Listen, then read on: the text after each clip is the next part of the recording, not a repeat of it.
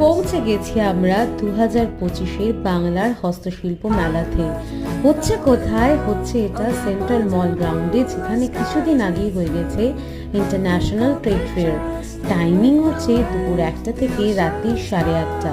18ই জানুয়ারি থেকে 9ই ফেব্রুয়ারি অবধি চলবে। তোমরাও পৌঁছে যাও আর আনন্দ করে দিনটা কাটাও।